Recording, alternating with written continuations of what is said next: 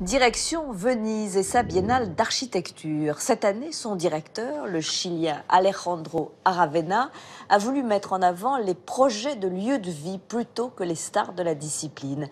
Matériaux locaux, habitat social, soucis écologiques. Stéphane Cornic s'est promené de l'Arsenal au Giardini pour nous faire découvrir quelques-unes des 88 propositions exposées sur les bords de la lagune, à commencer bien sûr par le pavillon français.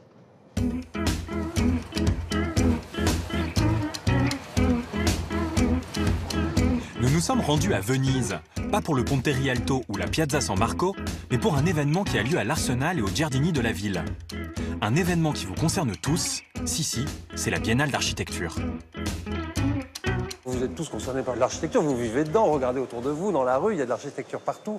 Et on a notre mot à dire là-dessus, on a de quoi penser là-dessus. Et effectivement, dans cette biennale, contrairement à la biennale précédente qui était faite par Rem Koolhaas et qui était plutôt l'éloge de la grande architecture, du truc qui gratte le ciel, des choses incroyables, là on reste très près du terrain. Cette année, pour sa 15e édition, la Biennale a choisi comme commissaire général l'architecte chilien Alejandro Aravena. Couronné du Pritzker Prize, équivalent du prix Nobel de l'architecture, Aravena s'est fait connaître avec son agence Elemental grâce à une architecture simple et socialement engagée, en construisant pour les plus modestes. Comme avec ses demi-maisons qui fournissent le minimum et laissent les habitants libres de s'approprier l'architecture. L'orientation de sa biennale est donc naturellement politique.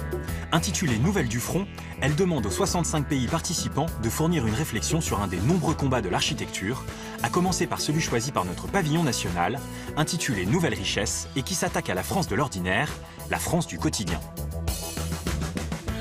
Aravena qui a posé cette année pour la Biennale une très belle question, qui est en fait les rapports, enfin la question sociétale, c'est-à-dire en quoi l'architecture aide ou en fait interagit avec des questions de société. Comment on se loge, les questions d'environnement, les questions de territoire aussi, d'égalité entre les territoires, comment on construit, qu'est-ce que ça mobilise comme inventivité, etc. Qui fait que l'architecture, c'est pas juste les architectes.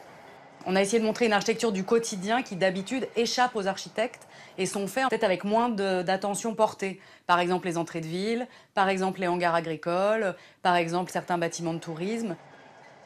On a 70% de notre territoire qui est composé quand même de choses comme ça, de panneaux publicitaires un petit peu mis sans y réfléchir, un petit peu trop d'enrobés. Et c'est comment est-ce qu'on arrive à retrouver de la qualité dans ces territoires. Personne n'a essayé de mal faire, mais personne n'a essayé de bien faire non plus. Et donc les projets qu'on montre dans ces panneaux publicitaires, c'est par exemple des quartiers de lotissement où tout d'un coup une passerelle vient s'installer et relie le lotissement au village. Les architectes français ont beaucoup râlé contre ce pavillon français en disant si c'est ça l'architecture, si c'est faire 3 petits trucs dans un village, c'est dommage.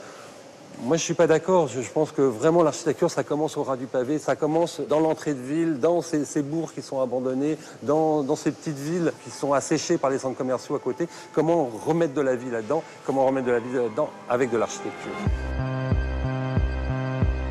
Parmi les multiples fronts sur les problématiques actuelles, il y a aussi celui de l'accueil des migrants, qu'a abordé l'Allemagne en explosant littéralement les murs de son pavillon. Celui des contraintes budgétaires qu'aborde l'Espagne en proposant des solutions pour réhabiliter les constructions interrompues suite à la crise de 2008 et pour lequel le pays a obtenu le Lion d'Or.